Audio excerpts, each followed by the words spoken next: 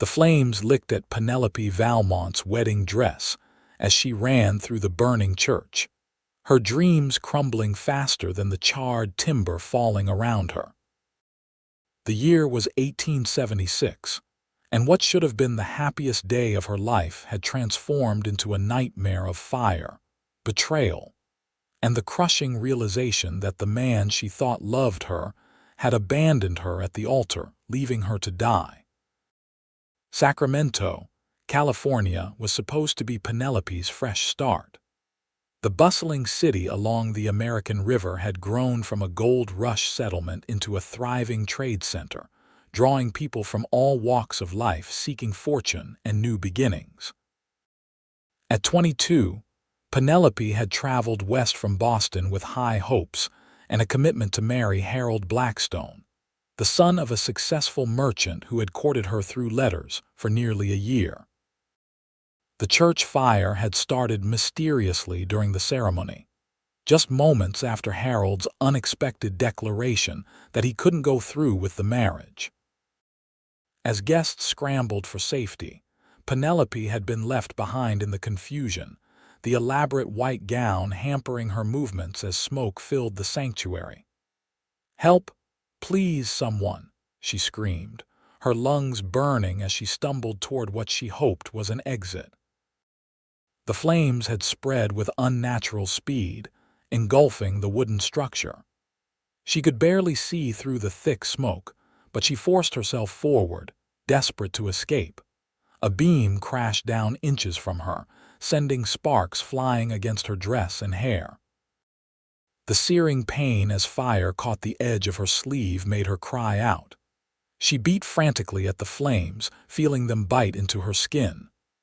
Panic overwhelmed her as she realized she might die here, abandoned and alone. Suddenly, strong arms wrapped around her waist, pulling her backward. "I've got you, miss. Hold on." A deep voice shouted over the roar of the fire. Penelope felt herself being lifted, carried through the inferno as her rescuer navigated the burning debris with remarkable skill.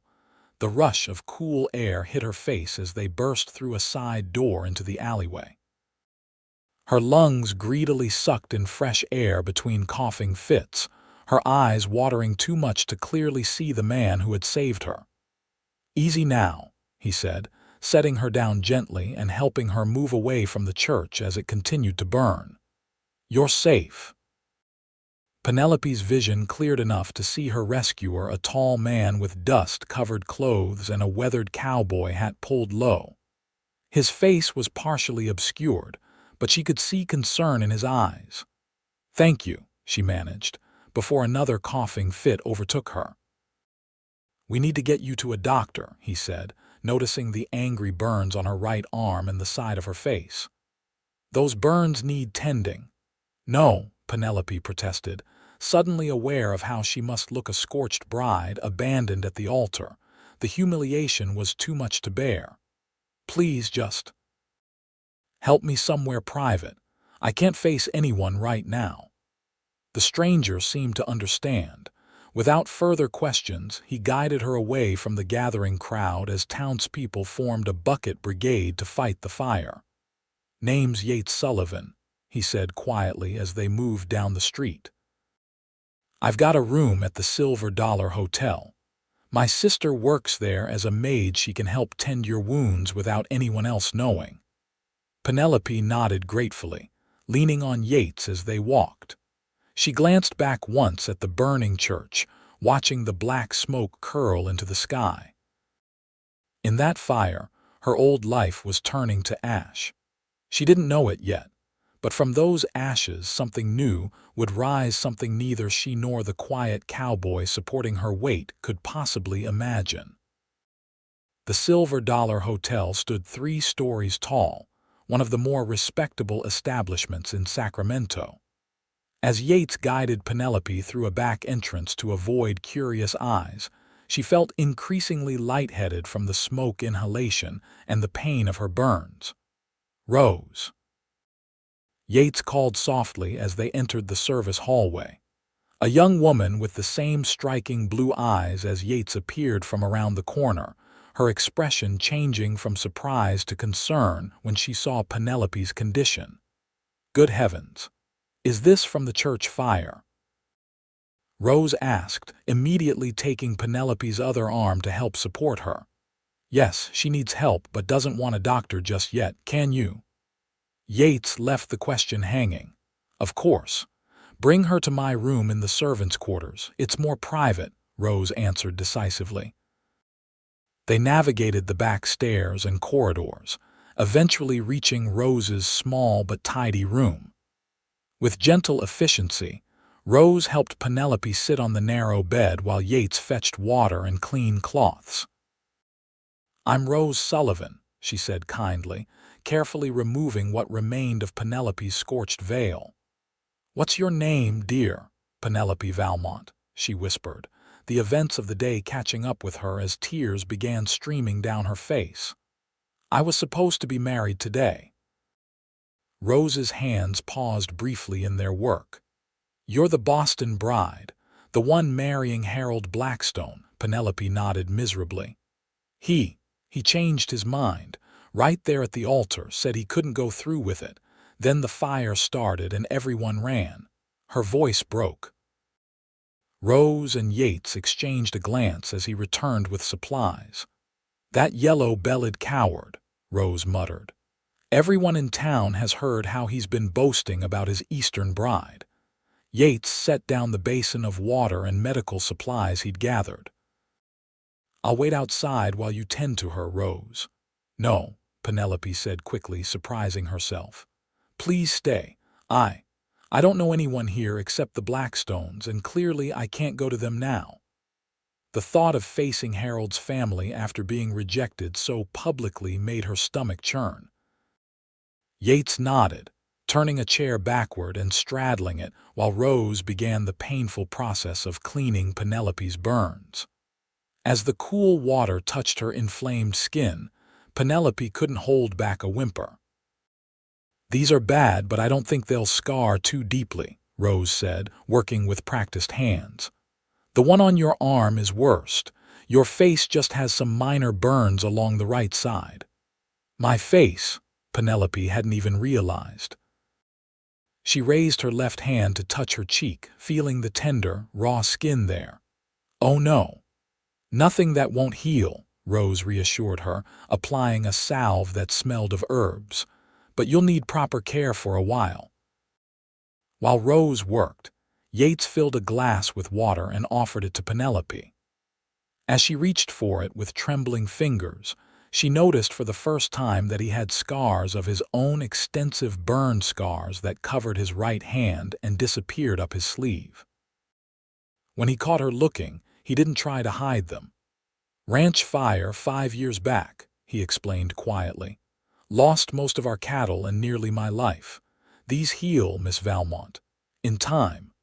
Something in his steady gaze and matter-of-fact tone offered more comfort than empty reassurances would have. He understood what it meant to be marked by fire. "What will you do now?" Rose asked gently, finishing her ministrations and helping Penelope into a borrowed nightgown. The question hung heavy in the air. Penelope had spent nearly all her savings on the journey west and her trousseau. The small amount she had left wouldn't get her back to Boston, not that she had anything to return to. Her parents had died 2 years prior, and the family home had been sold to pay debts. "I don't know," she admitted, the full weight of her situation finally hitting her. "I have nowhere to go."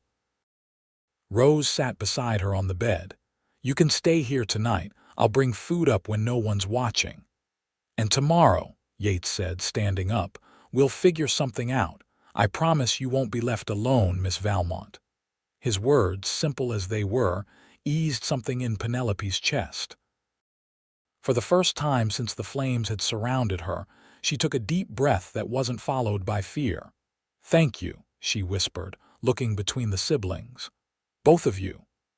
After Rose and Yates left her to rest, Penelope lay in the narrow bed staring at the ceiling. Her life had been reduced to ashes in a single afternoon. Yet from the devastation, Two strangers had shown her more kindness than she'd known in years. As she drifted into an exhausted sleep, her final thought was of Yates Sullivan's scarred hands and understanding eyes. Penelope woke to the soft sound of knocking. Disoriented, she opened her eyes to an unfamiliar room, the events of the previous day crashing back with painful clarity. Her burns throbbed as she sat up, wincing. "Miss Valmont, it's Rose. May I come in?" "Yes, please," Penelope called, her voice raspy from smoke. Rose entered carrying a tray with tea, toast, and a small pot of honey. Behind her came Yates, his tall frame filling the doorway. In daylight, Penelope could see him clearly for the first time. He was older than she'd initially thought, perhaps 30 or so, with sun-weathered skin that spoke of years outdoors. His dark hair was cut short, and the burn scars she'd noticed yesterday extended up his neck and onto the right side of his jaw. Despite the scars, or perhaps because of the character they gave his face, he was strikingly handsome. "How are you feeling this morning?" Rose asked, setting down the tray. "Sore," Penelope admitted, "but better than I expected." She touched her face gingerly, feeling the tender skin. "The salve is helping," Rose noted, "but you'll need more rest before those burns heal properly." Yates leaned against the doorframe, his hat in his hands.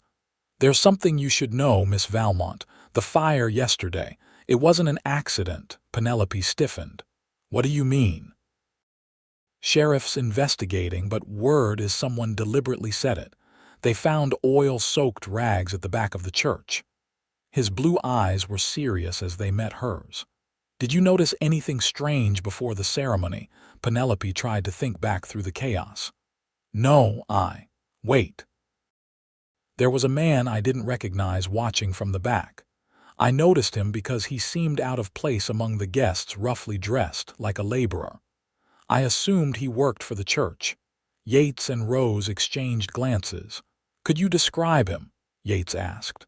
"Tall, thin." "He had a scar across his nose. Dark hair, I think. I only glimpsed him briefly." Yates's expression tightened. "That sounds like a Lee Porter. He's one of Blackstone's men, works at their lumber yard." "Why would Harold have one of his men burn down the church?"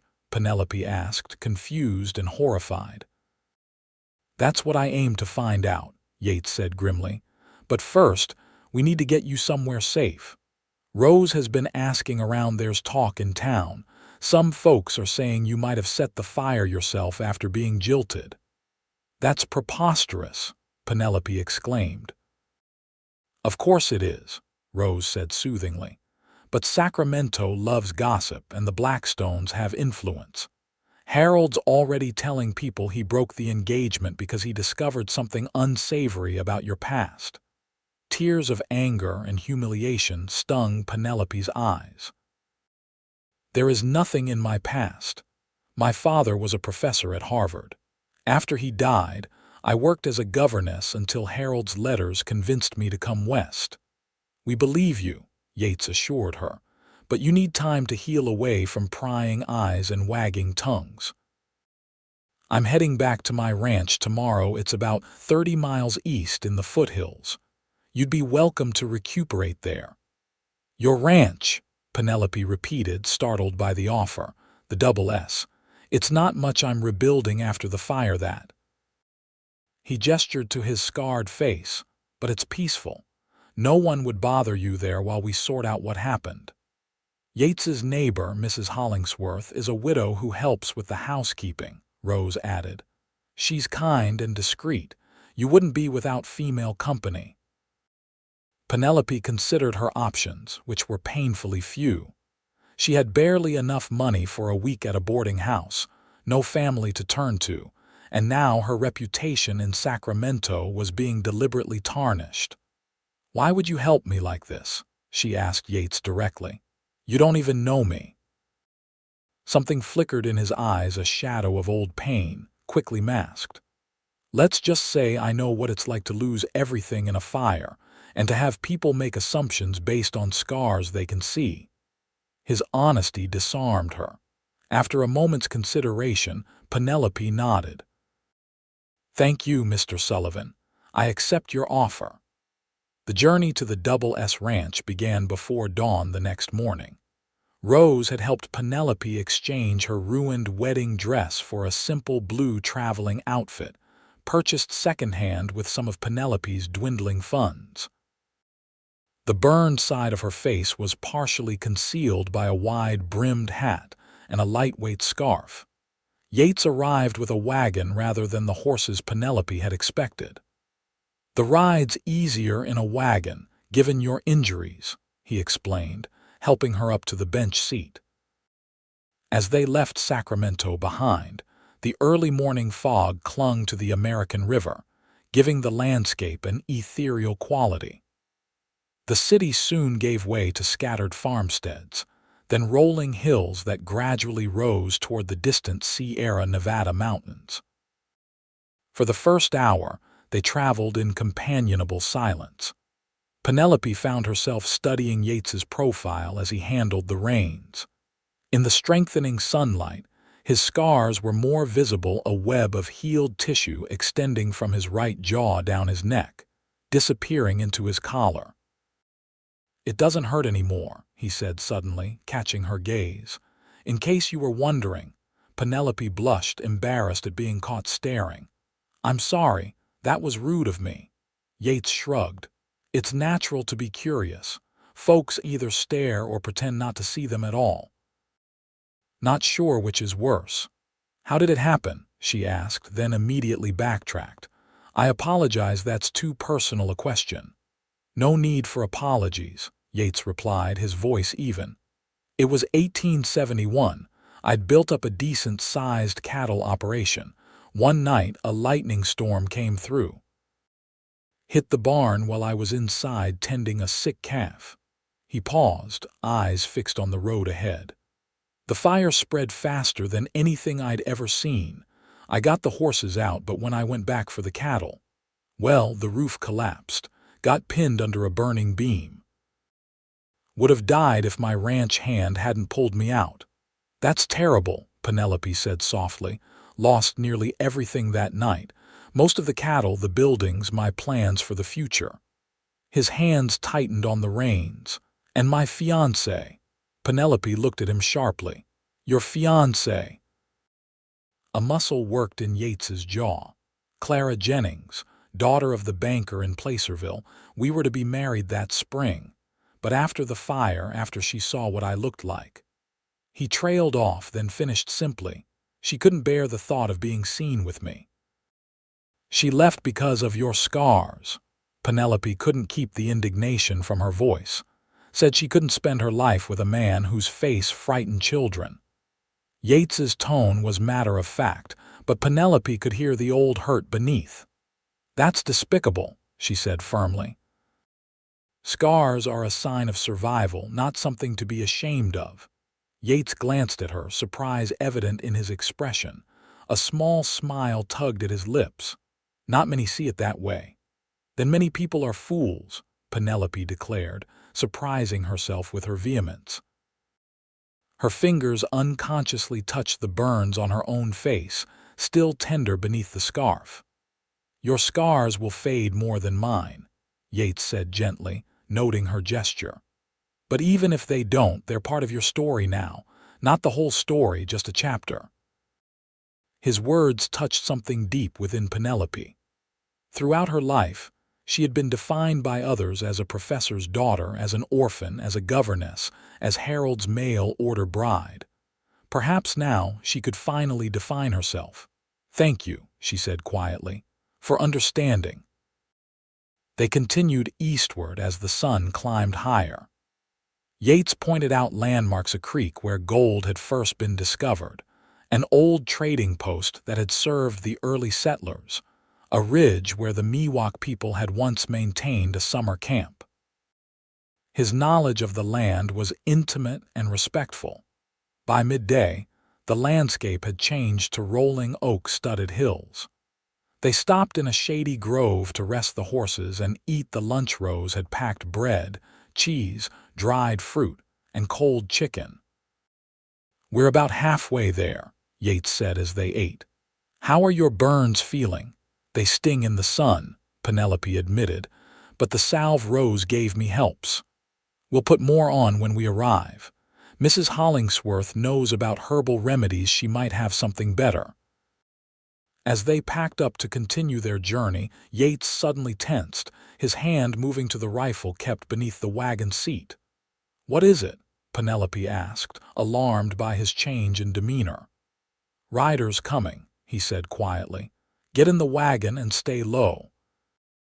Penelope complied without question, her heart pounding as she crouched on the wagon bed, peering through a gap in the canvas cover. 3 horsemen approached from the direction of Sacramento, riding hard. Yates stood casually beside the wagon, one hand resting near his holstered revolver, the other holding the rifle as if he'd just been storing it away. "Afternoon, gentlemen," he called as the riders slowed. "Something I can help you with." The lead rider, a bulky man with a thick mustache, reined his horse to a stop. "Sullivan," he acknowledged coldly. "Funny running into you out here." "Not so funny, Blackstone," Yates replied, his voice level. "This is the road to my ranch." Penelope's breath caught. "Blackstone, this must be Harold's father, Theodore Blackstone, one of the wealthiest men in Sacramento County." "We're looking for a woman," Blackstone said.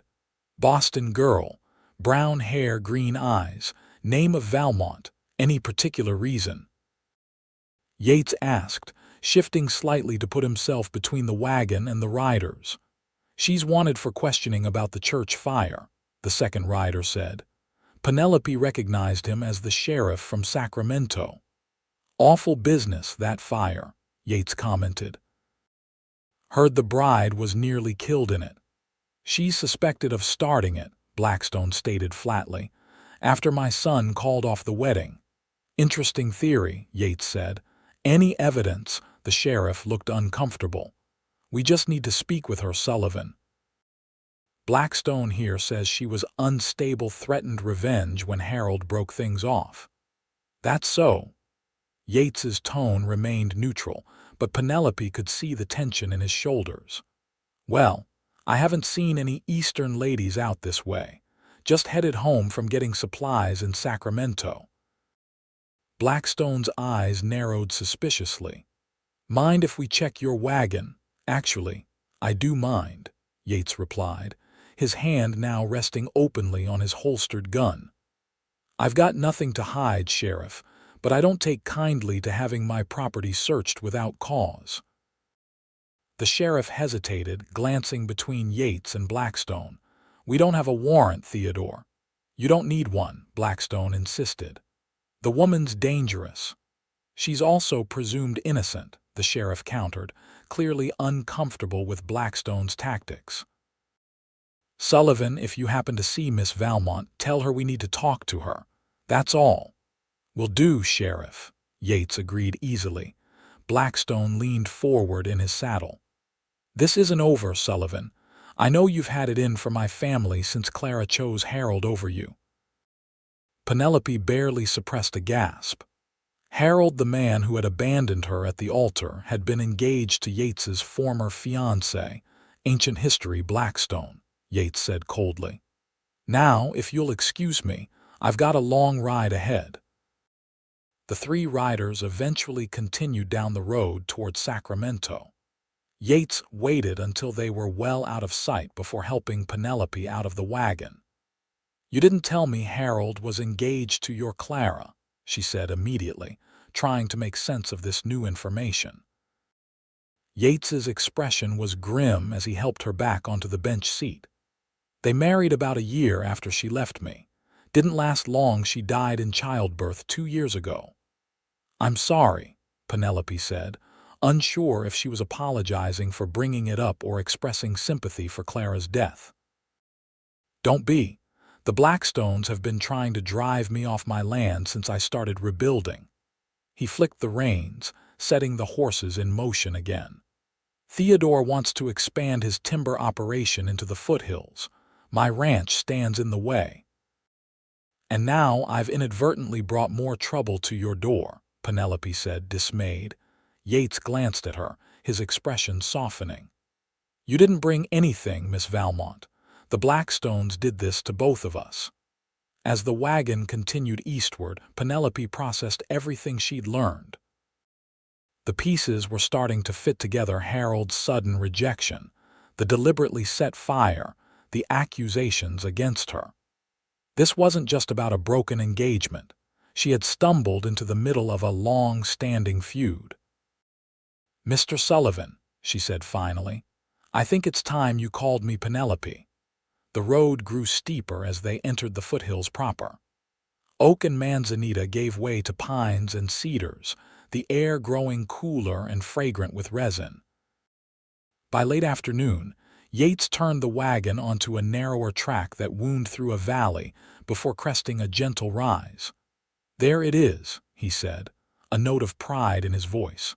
"The double S." Below them lay a small ranch nestled against the protective embrace of the hills. A modest farmhouse stood central to the property, with a new-looking barn and corral nearby. A creek wound through pastures where a small herd of cattle grazed. Beyond the immediate buildings, Penelope could see blackened stumps and the stone foundations of what must have been the original structures destroyed in the fire.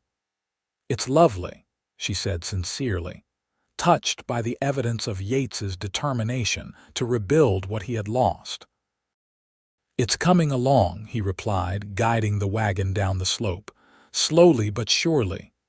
As they approached the house, an older woman emerged onto the porch, wiping her hands on her apron. "Mrs. Hollingsworth," Yates called in greeting, "I've brought a guest." The widow Hollingsworth was a sturdy woman in her 60s, with silver-streaked dark hair pulled into a practical bun and kind eyes that missed nothing. She took in Penelope's bandaged arm and partially concealed face without comment, instead offering a warm smile. "Welcome to the double S, miss. I've got supper nearly ready and fresh sheets on the bed in the spare room." "Thank you," Penelope said, touched by the simple welcome. "I'm Penelope Valmont, Martha Hollingsworth. Come inside and rest while Mr. Sullivan tends to the horses." Martha led her into a cozy, well-kept home. Though modest in size, the main room was comfortable, with sturdy furniture arranged around a stone fireplace. Colorful woven rugs softened the plank floors, and the windows were hung with cheerful checked curtains. "Mr. Sullivan mentioned you were injured in a fire," Martha said, showing Penelope to a bedroom off the main living area. "I've prepared a salve that should help with the healing." "You're very kind," Penelope said, sitting gratefully on the edge of the bed as weariness from the journey caught up with her. "Not kindness, just common decency," Martha replied matter-of-factly. "Now, let's have a look at those burns while there's still good light." With gentle fingers, Martha examined Penelope's injuries, applying a green-tinted salve that smelled of pine and something herbal Penelope couldn't identify. "These are healing well, but you'll need to keep them protected from the sun." "Will they? Will I be very scarred?" Penelope asked hesitantly. Martha considered the burns carefully. "The one on your arm will leave a mark, I'm afraid. The face is harder to say. It might fade considerably with time and proper care." The honesty was both painful and refreshing. "Thank you for not offering false reassurances." "Never been much use for those," Martha said with a small smile. "Truth is always better medicine, even when it's bitter." After applying fresh bandages, Martha left Penelope to rest before supper. Lying on the comfortable bed, Penelope found herself thinking about Yates's kindness, his resilience, and the connection between him and the Blackstones that she was only beginning to understand. The feud clearly ran deeper than competition over land. Clara had left Yates after his injuries, only to marry Harold Blackstone. Now Harold had abandoned Penelope at the altar, and someone possibly at Theodore Blackstone's direction had tried to kill her in the church fire. But why? What threat could she possibly pose to the powerful Blackstone family? As she drifted toward sleep, Penelope resolved to learn more. She had come west seeking a new life, and though it hadn't turned out as she'd planned, she wouldn't let herself be a pawn in someone else's game. Whatever was happening, she would face it head-on with or without scars. Penelope woke to the smell of coffee and bacon. For a disorienting moment, she forgot where she was, reaching instinctively for the familiar contours of her childhood bed in Boston. Pain shot through her burned arm, bringing reality crashing back. The events of the past few days unfurled in her mind as she carefully sat up. The rejection at the altar, the fire, the escape with Yates, and now hiding at his ranch while the Blackstones tried to blame her for the church fire. A soft knock at the door interrupted her thoughts. "Miss Valmont." "Breakfast is ready whenever you are," called Martha's voice. "Thank you. I'll be right out," Penelope replied, rising to dress in the simple clothes Rose had helped her purchase. The pain in her arm and face had dulled to a persistent ache, manageable if she moved carefully. In the kitchen, she found Martha turning bacon in a cast-iron skillet while Yates sat at the table reading what appeared to be a week-old newspaper from Sacramento. "Good morning," Penelope said, suddenly shy under Yates's appraising gaze. "Morning," he replied, setting aside the paper. "Sleep well. Better than I expected," she admitted, taking the seat Martha indicated. "The mountain air is good medicine," Martha declared, placing a plate of eggs, bacon, and biscuits before Penelope. "Eat up, dear. Healing takes strength." As they ate, Yates outlined his plans for the day. "I need to check the north pasture fence and move some cattle. Shouldn't take more than a few hours." "I'd like to help somehow," Penelope said. "I can't just sit idly while you and Mrs. Hollingsworth do all the work." Martha and Yates exchanged a glance. "Your burns need time to heal," Martha began. "Please," Penelope insisted. "I'm not made of glass. At home, I managed an entire household after my mother died. Here, well, there must be something I can do that won't strain my injuries." Yates considered her for a moment. "There's the vegetable garden. Needs weeding and some of the early produce is ready for picking." "Perfect," Penelope said, relieved to have a purpose. After breakfast, Martha showed Penelope to the kitchen garden behind the house. Though her burned right arm limited her dexterity, Penelope found she could still pull weeds and harvest peas and early lettuce with her left hand. The simple, productive work soothed her mind. As she knelt in the soft earth, the warm sun on her back and the scent of growing things surrounding her, Penelope felt some of her anxiety melting away. Here, with her hands in the soil, she wasn't the rejected bride or the fire victim, she was just a woman tending a garden. She had been working for about an hour when she became aware of someone watching her. Looking up, she found Yates standing at the garden gate, an unreadable expression on his scarred face. "You look natural there," he said quietly. Penelope brushed soil from her skirt, suddenly self-conscious. "I always loved gardening. My father had a small plot behind our house in Boston where he grew herbs for his studies in botany." Yates nodded, opening the gate and stepping into the garden. "I thought you might like to see the rest of the ranch if you're up to a short ride." "I'd like that very much," she said, surprised by his offer. Yates helped her up, his calloused hands strong and warm around hers. "I've saddled Maple for you. She's the gentlest mare in the stable." At the corral, Penelope found a pretty chestnut horse waiting alongside Yates's larger bay gelding. With careful movements to avoid straining her burns, she managed to mount with minimal assistance. "The valley opens up to the north," Yates explained as they rode away from the house. "Most of my grazing land is that direction." They followed a trail that wound alongside the creek, the water gurgling pleasantly over smooth stones. Pine and cedar trees provided dappled shade, their fragrance filling the air with each light breeze. "It's beautiful here," Penelope said, taking in the peaceful surroundings. "So different from Sacramento or Boston." "That's why I stayed," Yates replied. "After the fire, I could have sold what was left of the property and started fresh somewhere else.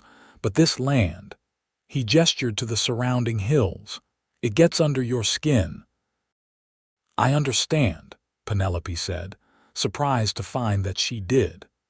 Though she'd only been at the Double S for a day, she already felt a connection to the tranquil valley.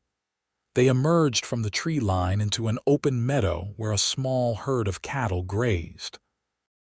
Beyond, the land rose in gentle slopes toward distant mountains, their peaks still capped with snow despite the summer warmth. "This is my north boundary," Yates explained, pointing to a line of fence posts. "Blackstone's timber claim starts just beyond. He's been trying to buy me out for years." "Because of the water," Penelope guessed, noting how the creek wound through Yates's property. "Partly," Yates nodded, impressed by her observation. "Water rights are valuable out here, but there's more to it.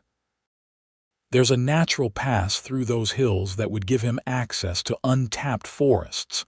The railroad's expanding, and Blackstone wants to supply the timber. And your ranch blocks his access to the pass," Penelope concluded. "Exactly. But it's more personal than that." Yates dismounted, tying his horse to a fence post and helping Penelope down from Maple. "Walk with me." They followed the fence line on foot, the summer grass swishing against their boots. Yates was quiet for several minutes, seemingly gathering his thoughts. "When Clara left me after the fire, it wasn't just because of my scars," he finally said. "The Blackstones saw an opportunity. Theodore had been trying to buy my land even before the fire. After I was injured, he thought I'd give up, sell out, and leave." "But you didn't," Penelope prompted when he fell silent again. "No, this land was my future, scarred or not." His jaw tightened. "When I refused to sell, Theodore persuaded Clara that I was finished, that a smart woman would align herself with a family on the rise, not a burned cowboy with a ruined ranch. And she believed him," Penelope said softly. "She did. 6 months later, she married Harold." Yates's voice held old pain but no bitterness. "I don't blame her entirely. The Blackstones can be very persuasive when they want something. Like when Harold persuaded me to come west," Penelope murmured, the parallels suddenly clear. Yates stopped walking, turning to face her. "I think you were a pawn in Theodore's game, just like Clara was. Harold never intended to marry you. But why court me through all those letters? Why bring me all the way from Boston?" "I've been thinking about that," Yates said. "What did you tell Harold about your family, your background?" Penelope considered the question. "Not much, really. That my father was a professor at Harvard, specialized in botany. That my mother died when I was young and my father raised me alone. After he passed, I worked as a governess." "Did you mention your father's research, his specific field?" "I might have," she said slowly, trying to remember. "Yes, I told Harold that Papa studied native plant species and their medicinal properties.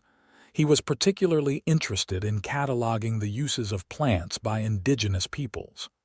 A look of understanding crossed Yates's face.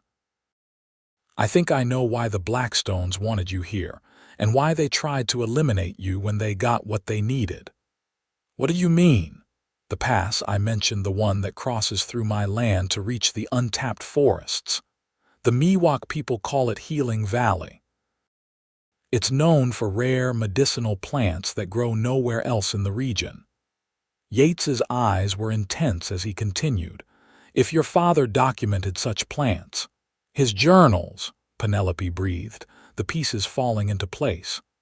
"Harold asked if I had kept my father's research journals.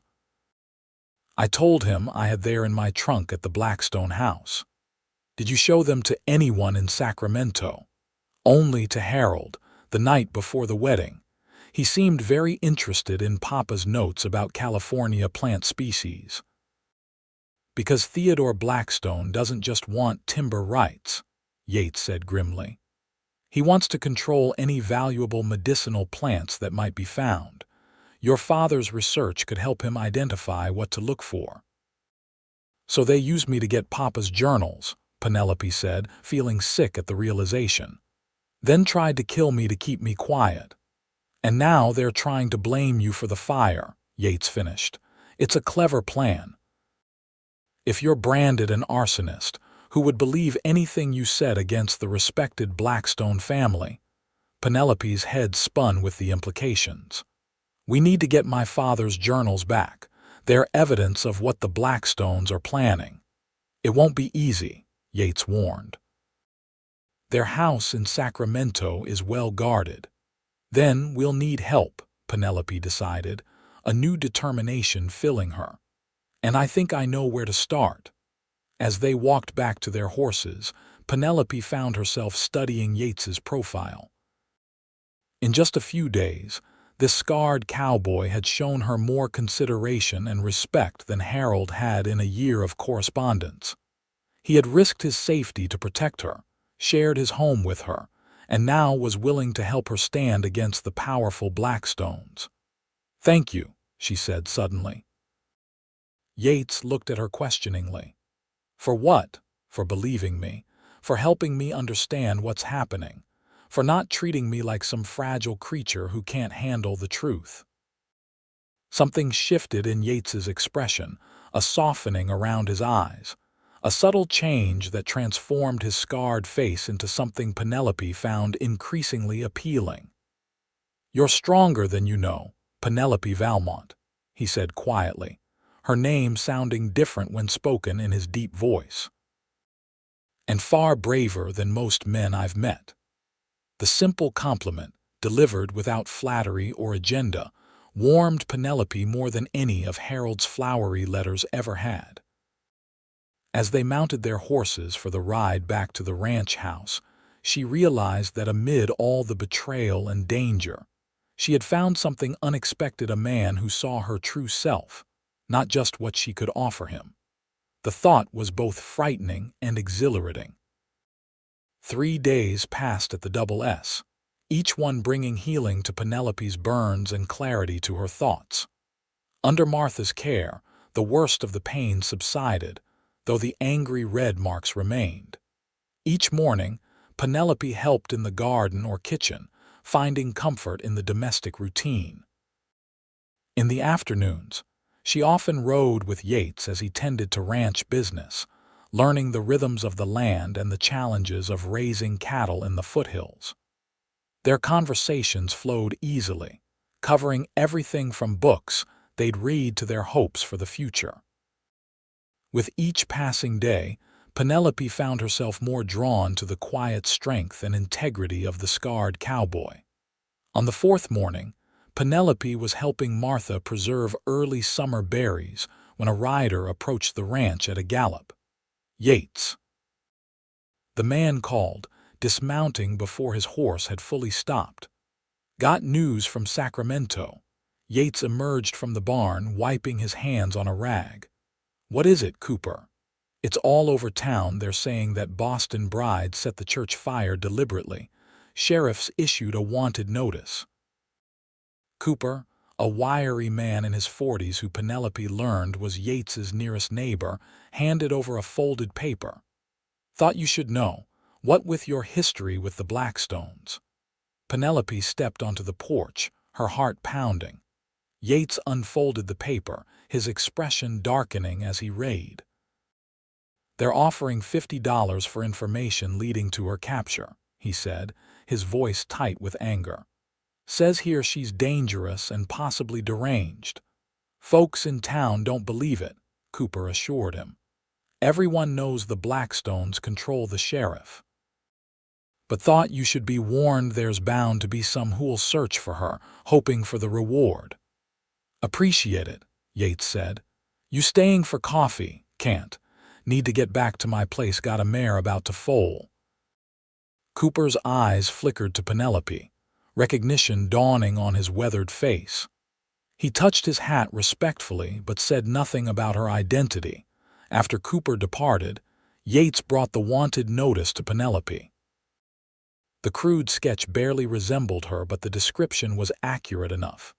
Female, 22 years, brown hair, green eyes, burn marks on right side of face and arm. Last seen wearing blue traveling dress. This changes things, Yates said grimly. We need to move faster than I planned. Inside, around the kitchen table, Yates outlined his strategy. Rose has been making inquiries in Sacramento. The Blackstones are planning a dinner party tomorrow night. Most of the household staff will be busy serving guests.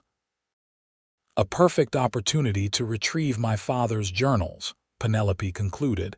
It's risky, Martha cautioned. If you're caught, it's riskier to do nothing, Penelope countered. Without the journals as evidence, it's my word against the Blackstones. And right now, my word isn't worth much in Sacramento. I'll take you, Yates decided. We'll leave before dawn, stay with Rose until nightfall, then make our move during the party. I'm coming with you, Penelope insisted when Yates began to object. Those are my father's journals. I know exactly where they're kept and what they look like. After a moment's consideration, Yates nodded. All right, but you'll need a disguise. Your face is too recognizable with those burns. I have an idea about that, Martha said, rising from the table. Give me until morning. That night, Penelope found sleep elusive. The prospect of returning to Sacramento filled her with both determination and dread.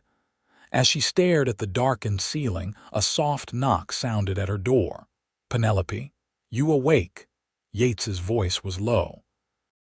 She opened the door to find him standing in the hallway, a concerned expression on his face. I couldn't sleep, she admitted. Neither could I. Thought you might want some tea. He held up a steaming mug. They moved to the kitchen table, sitting across from each other in the soft glow of a single lamp. For a while they sipped in companionable silence. Are you afraid? Yates finally asked.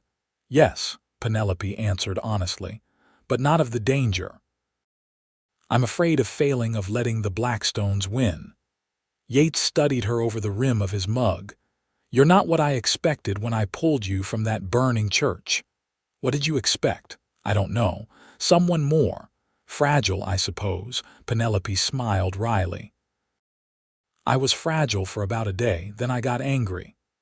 Anger can be useful, Yates acknowledged. Keeps you moving when fear would stop you cold. Is that what kept you going after your fire? Penelope asked gently. Yates was quiet for a long moment. Partly, but mostly it was stubbornness. I refused to let the fire take everything from me. The physical scars weren't the worst of it, were they? Penelope observed. No, he admitted. The looks, the whispers, Clara's rejection, those cut deeper. His scarred hand tightened around his mug. For a while, I didn't leave the ranch. Couldn't stand people staring, or worse, looking away too quickly. What changed? Time and necessity. Can't run a ranch without supplies. He gave a small, self-deprecating smile. Eventually, I realized people's reactions said more about them than about me. Penelope reached across the table, placing her hand over his scarred one. I'm glad you didn't hide away forever. So am I, he said softly, turning his hand to clasp hers gently. The simple contact sent warmth spreading through Penelope's chest. In the quiet kitchen, with the night pressing against the windows and danger looming in their future, she felt a moment of perfect clarity.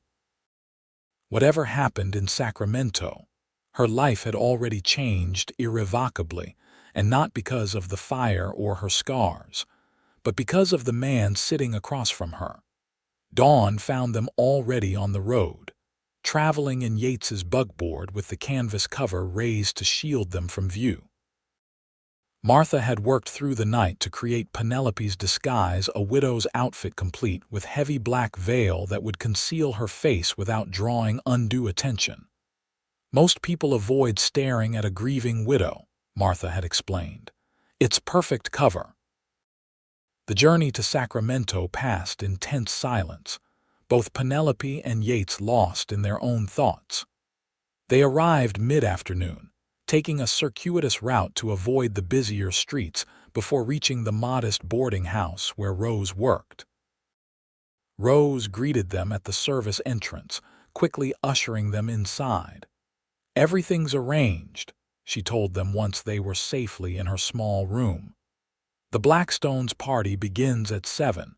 I've spoken with their kitchen maid. She says most of the staff will be occupied with the guests." "What about security?" Yates asked. "One man at the front door checking invitations and Theodore's personal man watching the study where he keeps important papers." Rose handed Yates a folded paper. "Here's a rough layout of the house. The maid says your trunk is still in the guest room, Miss Valmont. They haven't disposed of your things yet."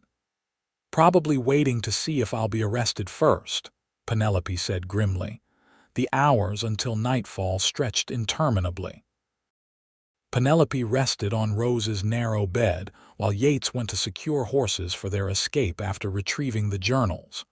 By the time he returned, darkness had fallen, and the sounds of evening revelry drifted up from the streets below. "Time to go," he said, his expression serious beneath his hat. "Remember, if anything goes wrong, we meet back at Cooper's livery stable." The Blackstone mansion stood on a hill overlooking the Sacramento River, its windows blazing with light as carriages delivered elegantly dressed guests to the front entrance. Yates and Penelope approached from the rear, where deliverymen were still bringing supplies for the lavish dinner. "Keep your head down," Yates murmured as they slipped past the busy kitchen. "Let me do any talking." They entered through a service door, Rose's instructions guiding them through the back hallways of the sprawling house. Penelope's heart hammered against her ribs, but her steps remained steady. She had come too far to falter now.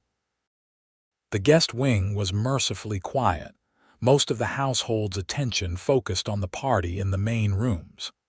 When they reached the door to the room that had briefly been assigned to Penelope, Yates kept watch while she slipped inside. The room was exactly as she had left it on her wedding day, her trunk still positioned at the foot of the bed, her hairbrush on the dressing table. It was eerily like stepping back in time. Working quickly, Penelope opened her trunk, digging beneath layers of clothing to find the leather-bound journals at the bottom. There were 5 in total, representing years of her father's research. She gathered them into the bag she had brought, then hesitated, glancing around the room. On impulse, she grabbed the silver-framed miniature of her parents from the bedside table. It was the only family keepsake she had brought west, and she couldn't bear to leave it behind. "Got them," she whispered to Yates when she emerged. "Now we need to, well, what have we here?" The cold voice froze them both. At the end of the hallway stood Theodore Blackstone, his imposing figure silhouetted against the light from the main hall. Beside him was Harold, wearing an expression of smug satisfaction that made Penelope's blood boil. "Trespassing, Sullivan," Theodore continued, stepping forward. "Or is it theft? Either way, the sheriff will be interested." "The only thieves here are you and your son," Yates replied evenly, positioning himself slightly in front of Penelope. "We're just recovering what rightfully belongs to Miss Valmont." "Miss Valmont?" Harold affected surprise. "Surely not the deranged woman who tried to burn down the church, the one with the hideous burns." Anger surged through Penelope. Without thinking, she pushed back her veil, revealing her scarred face. "Yes, Harold. The woman you abandoned at the altar and then tried to murder." Harold's smugness faltered slightly. "I don't know what you're talking about. You set that fire yourself when I called off the wedding." "That's not true, and you know it," Penelope said firmly. "Just like you know these journals belong to me. They were my father's life's work." "Your father's scribblings are worthless," Theodore interjected dismissively. "Then why did you have Harold court me through letters for a year?" Penelope demanded. "Why bring me all the way from Boston if not to get access to my father's research on medicinal plants in California?" A flash of surprise crossed Theodore's face before he masked it. "You overestimate your importance, Miss Valmont. My son simply realized his mistake before making a permanent commitment to a woman of questionable stability." "We have evidence, Blackstone," Yates said. "Evidence of your men starting the church fire. Evidence of your plan to use Professor Valmont's research to monopolize medicinal plants in the Sierra foothills." "Evidence?" Theodore scoffed. "Who would believe the word of a scarred reject and a jilted bride? Sacramento knows who holds power in this town." "Maybe," Yates agreed. "But the federal government might be interested in your methods, especially when they learn you tried to murder an innocent woman to cover your tracks." A subtle change came over Theodore's expression, a calculation of risk and benefit that Penelope had seen on shrewd businessmen before. "You won't make it out of this house with those journals," he said finally, nodding to Harold. "Get Jenkins and Davis. Now." Harold hurried away, presumably to fetch men who would enforce his father's will. Penelope clutched her bag tighter, her mind racing for a way out of their predicament. Yates's hand moved slowly toward his holster. "Don't make this worse than it already is, Blackstone." "I could say the same to you, Sullivan," Theodore replied coldly. "One way or another, those journals stay here." The standoff stretched for several tense seconds. Then, unexpectedly, the sound of breaking glass and shouts erupted from the main part of the house. "Fire! Fire in the dining room!" Someone yelled, followed by the sounds of panic as guests began streaming from the ballroom. Theodore's head whipped toward the commotion, his face paling. "Not again," he muttered, momentarily forgetting Yates and Penelope as he hurried toward the sounds of chaos. "Now's our chance," Yates whispered, grasping Penelope's hand. "This way." They fled down a servant's staircase, emerging into the kitchen garden just as smoke began billowing from the mansion's dining room windows. Staff and guests poured onto the lawns, pointing and shouting as flames became visible through the glass. In the confusion, no one noticed the widow and her companion slipping away through the garden gate, disappearing into the shadows of Sacramento's back streets. They reached Cooper's livery stable without incident, finding the horses Yates had arranged already saddled and waiting. "What happened back there?" Penelope asked as they mounted. "Did you arrange that fire?" "No," Yates said, looking as confused as she felt. "But I'm not questioning our good fortune." They rode hard through the night, leaving Sacramento behind. Only when they were miles from the city did they slow their pace. The danger of immediate pursuit diminished. "We did it," Penelope said, still scarcely believing they had escaped with the journals. "But the Blackstones know it was us. They'll come looking." "Let them come," Yates replied, determination evident in his voice. "We have what we need now to expose their plans." As they continued eastward under a canopy of stars, Penelope felt a curious mixture of exhaustion and exhilaration. The journals secure in her saddlebag represented not just her father's legacy, but her path forward, a path that increasingly seemed entwined with that of the scarred cowboy riding beside her. Rose met them at the edge of town the next morning, her expression a mixture of relief and excitement. "You made it. I was so worried when I heard about the fire." "You didn't know about it?" Yates asked, dismounting. "No, it was the strangest thing," Rose said, lowering her voice though no one was nearby to hear. "From what I gathered, someone knocked over an oil lamp in the dining room just as dinner was being served. The tablecloth caught immediately." Was anyone hurt? Penelope asked, concerned despite her feelings toward the Blackstones. No, everyone got out safely. But Theodore Blackstone's mansion suffered significant damage. Rose couldn't quite hide her satisfaction at this news. The irony hasn't been lost on anyone. The man who accused you of arson had his own house burn. This changes things, Yates said thoughtfully. The Blackstones will be distracted dealing with their damaged home. It gives us time to decide our next move. Which is what, exactly? Penelope asked. We have the journals, but how do we use them to expose the Blackstones? I might have an answer to that, Rose said, glancing around before continuing. There's a federal marshal in town arrived yesterday. Word is he's investigating land fraud in the Sierra timber claims. Yates's expression sharpened. Perfect timing. Where can we find him? He's staying at the Grand Hotel. Name's Marshal Wallace. With a plan forming, they parted ways with Rose, who returned to her position at the hotel. Yates and Penelope made their way carefully to the Grand Hotel, Penelope still disguised as a widow. Marshal James Wallace proved to be a shrewd, no-nonsense man in his 40s with a penetrating gaze that seemed to assess everything about them in seconds. Land fraud, attempted murder, and arson, he summarized after hearing their story. Those are serious accusations against one of Sacramento's most prominent citizens. We have evidence, Penelope said, placing her father's journals on the marshal's desk. She opened the most recent volume to the pages detailing California plant species. My father documented several rare medicinal plants found only in a specific valley in the Sierra foothills, plants with potentially valuable pharmaceutical properties. And this valley is on Sullivan's land? Wallace asked.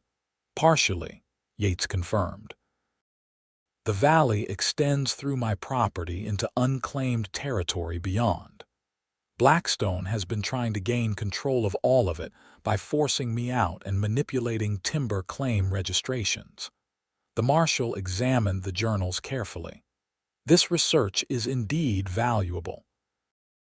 But proving Blackstone tried to kill Miss Valmont to obtain it will be difficult. We believe one of his men, a Porter, set the church fire, Penelope said. He was seen watching the ceremony, and oil-soaked rags were found afterward. Porter disappeared right after the fire, Yates added. Convenient if Blackstone wanted to eliminate a witness. Marshal Wallace's expression remained neutral, but his interest was evident. I'll need statements from both of you. And Miss Valmont, I'll need to see those burns as evidence of the attempt on your life. Penelope hesitated only briefly before removing her veil. The marshal's eyes widened slightly at the sight of her scarred face, but he made no comment as he wrote detailed notes. What about the fire at the Blackstone mansion last night? Yates asked. That wasn't our doing. I didn't think it was, Wallace replied. Too coincidental. My theory. Blackstone has made enemies beyond you two. When word spread that he was accusing a young woman of arson after leaving her at the altar, someone decided to show him what poetic justice looks like. After providing their statements, Penelope and Yates left the marshal's office with a mixture of hope and uncertainty. Wallace had promised to investigate their claims, but cautioned that challenging someone of Theodore Blackstone's standing would not be easy. What now? Penelope asked as they walked back to their horses. We return to the Double S, Yates decided. It's safer there, and we've done all we can here for now. The ride back to the ranch was considerably less tense than their journey into Sacramento had been. With the immediate danger past and the journals secure, they could breathe more easily, though both knew the conflict with the Blackstones was far from over. As they crested the final hill before the ranch came into view, Yates reined his horse to a stop, Penelope doing likewise beside him. I want you to know, he said, looking at her directly, Whatever happens with the Blackstones, you have a place at the Double S for as long as you want it. The simple offer touched Penelope deeply. Thank you. I felt more at home there in a week than I did in a year of preparing to marry Harold. Yates's expression softened as he studied her face, scars and all. When I pulled you from that burning church, I never imagined. He trailed off, seemingly unable to find the right words.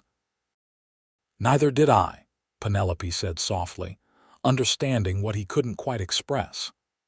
In the midst of danger and pain, something unexpected had grown between them, a connection deeper than either had anticipated. As they rode down the slope toward the ranch house, Martha emerged onto the porch, waving in welcome. For the first time since the church fire, Penelope felt a sense of coming home. Whatever the future held with the Blackstones and her father's research, she knew she had found where she belonged beside a scarred cowboy who saw beyond appearances to the heart of things. 3 weeks passed at the Double S, each day bringing healing to Penelope's burns and deepening her connection to the ranch and its owner.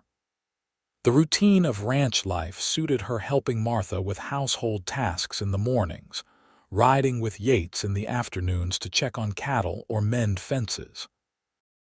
In the evenings, they often sat on the porch, watching the sunset paint the hills in gold and crimson while discussing books or sharing stories from their pasts.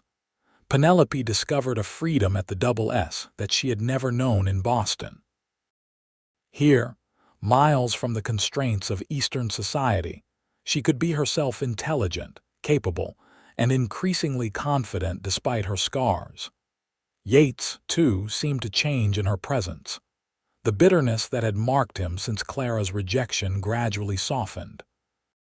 He smiled more often, laughed more readily, and sometimes Penelope would catch him looking at her with an expression that made her heart beat faster.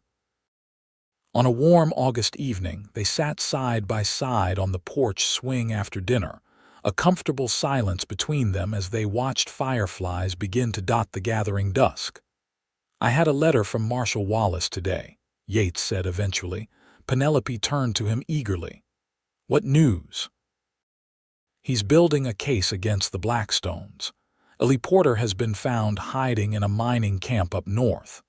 When confronted with evidence linking him to the church fire, he confessed that Theodore paid him to do it." "That's wonderful," Penelope exclaimed, then paused at Yates's still serious expression. "Isn't it? It's good," he agreed.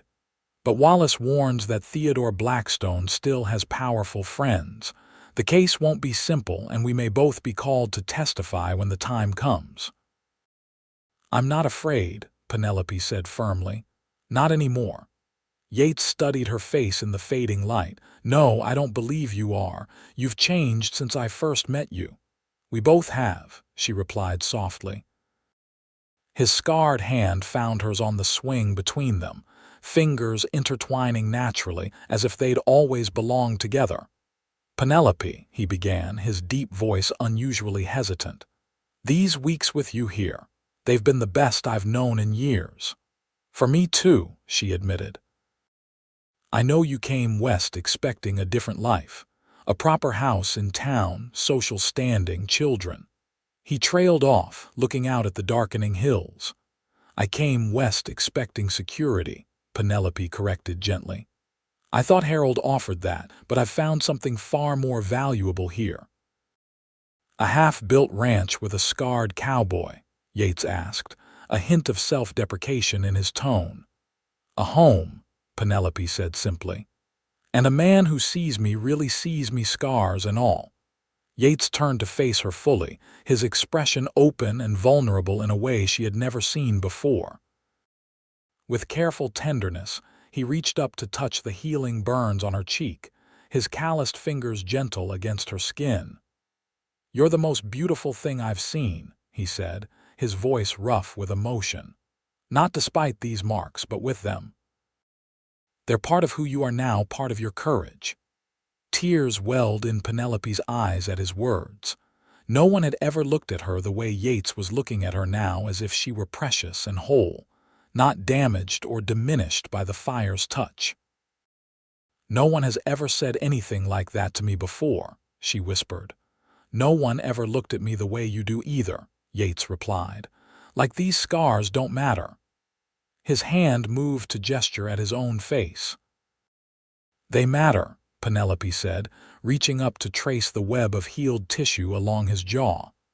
"They show what you've survived, but they don't define you." In the deepening twilight, with the sounds of night creatures beginning their chorus around them, Yates leaned forward slowly, giving her time to pull away if she wished. Instead, Penelope met him halfway, their lips coming together in a kiss that felt like coming home after a long journey. When they finally parted, Yates rested his forehead against hers. "Stay," he said simply. "Not just until the Blackstone matter is settled. Stay here with me. Help me build something lasting." "Are you asking me to marry you, Yates Sullivan?" Penelope asked, her heart racing. "I am," he confirmed. "Not with fancy words or grand promises. Just an honest offer my heart in this land for as long as we both live." Penelope smiled, happier than she had ever been. "Then my answer is yes, 1,000 times yes." The kiss that followed sealed their promise to each other, witnessed only by the rising moon and the whispering pines surrounding the place they both now called home. Word of Theodore and Harold Blackstone's arrest for fraud, attempted murder, and conspiracy spread quickly through Sacramento and the surrounding communities. The scandal rocked the city's elite, many of whom had dined at the Blackstone table and benefited from Theodore's business connections. Marshal Wallace kept his promise, building an airtight case with Porter's testimony and the evidence from Professor Valmont's journals. The revelation that Theodore had orchestrated an elaborate scheme to gain control of valuable medicinal plants, going so far as to arrange a false marriage proposal, and then attempt to murder an innocent woman, shocked even those accustomed to the cutthroat nature of frontier business dealings. For Penelope and Yates, however, the Blackstones' downfall was secondary to the future they were building together. Their wedding took place on a perfect autumn day, with the aspen trees surrounding the double S turning gold against the evergreen backdrop. The ceremony was small but meaningful, held on the porch where they had shared their first kiss. Cooper and his wife, Martha, Rose, and a handful of neighboring ranchers gathered to witness their vows. Penelope wore a simple dress of cream-colored silk that Rose had helped her make, with wildflowers in her hair instead of a veil. "I never thought I'd stand at another altar," Penelope whispered to Yates as they prepared to exchange their promises. "This isn't an altar," he replied, his eyes never leaving hers. "It's a home, our home." Their vows were straightforward and heartfelt promises to stand by each other through whatever challenges lay ahead, to build a life of purpose and joy, to see each other's true selves always. When the local justice of the peace pronounced them husband and wife, the small gathering erupted in cheers. In that moment, surrounded by new friends who had become like family, Penelope knew that the fire that had nearly taken her life had instead given her something infinitely precious, a love forged in adversity, stronger for the trials they had overcome together.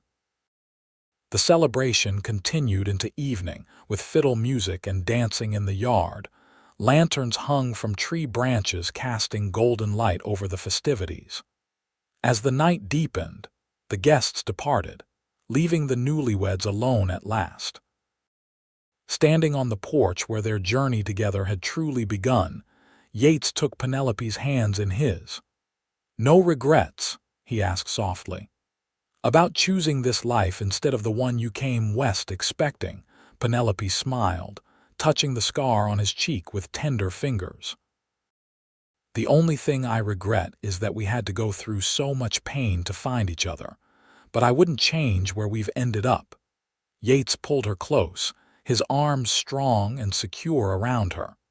"Then let's make the most of every day we've been given." "Together," Penelope agreed, standing on tiptoe to kiss her husband beneath the stars that had witnessed their unlikely journey from fire to love.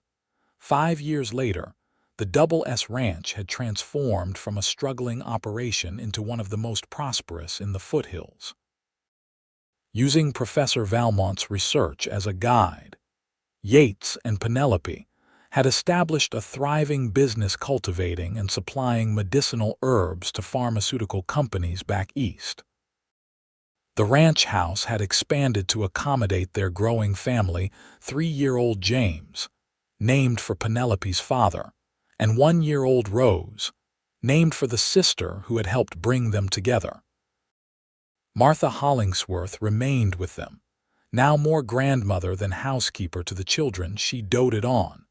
On the anniversary of the church fire, Penelope stood on the porch watching Yates teaching little James to ride his first pony. The scars on her face had faded to faint silver lines, noticeable only in certain light. Yates's more extensive scars remained prominent, but neither of them thought much about them anymore. They were simply part of their shared story, visible reminders of the fires they had survived to find each other. As Yates looked up and caught her watching, his face broke into the smile that still made her heart skip. He lifted James from the pony and set him on his shoulders, striding toward the house with their son's delighted laughter ringing in the clear mountain air. "Mama, did you see? I stayed on all by myself," James called proudly.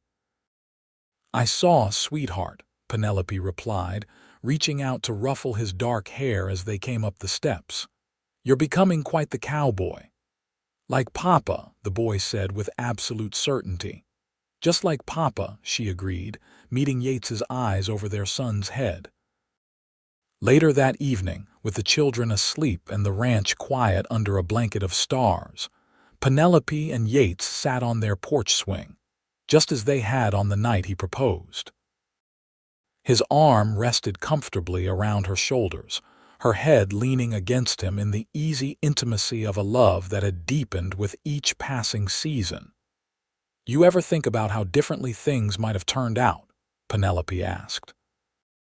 "If Harold hadn't rejected me, if there hadn't been a fire?" "Sometimes," Yates admitted. "But then I remember something my father used to say, that the detours in life often lead to the destinations we were meant to find all along." Penelope smiled, nestling closer into his embrace. "I think he was right. All those years I spent planning a safe, predictable future, I never imagined I could be this happy. Even with a scarred cowboy instead of a merchant's son," Yates teased, the old insecurity long since transformed into gentle humor. "Especially with my scarred cowboy," Penelope said firmly, reaching up to trace the familiar patterns on his face. "These marks led me home, Yates Sullivan. To you, to our children, to this land. I wouldn't trade them or you for anything in this world." Under the vast canopy of stars, their lips met in a kiss that tasted of gratitude and promise. The fires that had marked them had not defined them. Instead, they had forged something unbreakable between them, a love as enduring as the hills surrounding the home they had built together, where two scarred souls had recognized in each other not brokenness, but beauty.